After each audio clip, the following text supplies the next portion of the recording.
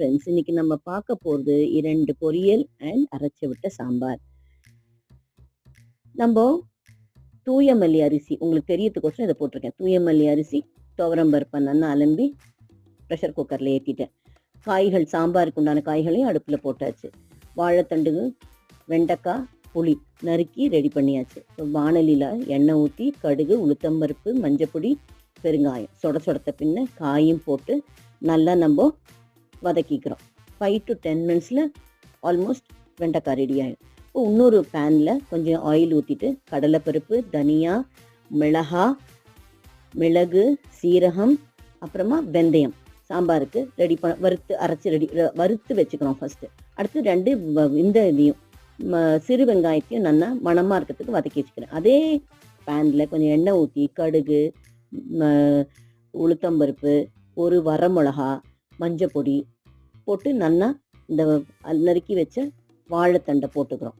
போட்டு அது கூட நான் பாசிப்பருப்பையும் கொஞ்சம் போட்டிருக்கேன். அலம்பி பாசிப்பருப்பு நடுவில் போட்டு அது ஒரு மவுண்டன் மாதிரி மூடி வச்சேன்னா அது நல்லா பொலன்னு வெந்துக்கும். அது ஒரு ஆடட் டேஸ்ட்டு. இது ஒரு டிப்பு. நிறைய குடும்பங்களில் பண்ண மாட்டா, but if you add it will be good. நீங்கள் ட்ரை பண்ணி பார்க்கலாம். இப்போ அடுத்தது நம்ம என்ன பண்ண போகிறோம்னாக்கா, இதை மூடி குக்கிங் டைம் கொடுத்தாச்சு. இப்போ வெண்டைக்காய்க்கு வந்திருக்கோம். வெண்டைக்காயில் காரப்பொடி, உப்பு போட்டாச்சு.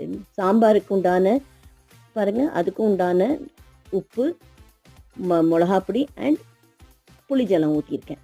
இப்போ அரைச்சி விட்ட சாமானை ரெடி பண்ண போகிறோம். வறுத்து வச்சுருக்கிற சாமானை அரைச்சி ரெடி பண்ண போகிறோம். 2 ஸ்பூன் தேங்காயோட அதை அரைச்சி விழுதாக எடுத்து வச்சுக்க போகிறேன்.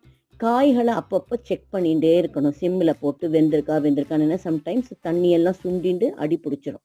இப்போ இதை நான் டைரெக்டாக சாம்பாரில் போட போகிறதில்ல. சாம்பாருக்கு என்ன காயின்னு நான் சொல்லவே இல்லை. சாம்பாருக்கு முருங்கைக்காய் போட்டிருக்கேன், முள்ளங்கி போட்டிருக்கேன், வெங்காயம் போட்டிருக்கேன். இப்போ நம்ம அதில் புளி ஜலமும் ஊற்றியாச்சு. புளியில் கொதிச்சுட்டு இருக்கு, காரப்பொடி, உப்பு போட்டாச்சு. இப்போ அரைச்சதை டைரெக்டாக போடாமல் ப்ரெஷர் குக் பண்ண பருப்பு இருக்கு இல்லையா, அதை போட்டு ஒரு நல்லா 2 நிமிஷம் கிளறிட்டு ஒன்று சேர்ந்துக்கும். பருப்பு பிளெண்ட் ஆகிக்கும் அந்த சாம்பாரில். தென் இதை நம்ம அரைச்சி வச்ச மசாலா சாமான் எடுத்து அதில் ஊற்ற போகிறோம். ஊற்றிட்டு அது கொதிக்க விடணும். கொதிக்க விடும்போது என்ன ஆகும்னா, தனியாவோட ஸ்மெல்லெல்லாம் அதில் இறங்கிண்டு ஒவ்வொரு காய்க்கும் ஒரு மனம் உண்டு. முள்ளங்கிக்கு ஒரு மனம் உண்டு, முருங்கைக்காய்க்கு ஒரு மனம் உண்டு, வெங்காயத்துக்கு, சிறு வெங்காயத்துக்கு, சாம்பார் வெங்காயத்துக்கு ஒரு மனம் உண்டு. எல்லாம் பிளெண்ட் ஆகிண்டு வேறு லெவலில் இருக்கும். அண்ட் கொஞ்சம் கொத்தமல்லி, கருவேப்பிலையும் போட்டு கொதிக்க விட்டுட்டேன்னாக்கா it will be really an essence full of sambar. Can't tell, no words to express. அப்படி இருக்கும். இப்போ நம்ம காய்க்கு என்ன பண்ணுறோம், சில வெண்டைக்காயெல்லாம் குழகுழப்பு தன்மை இருக்கும்.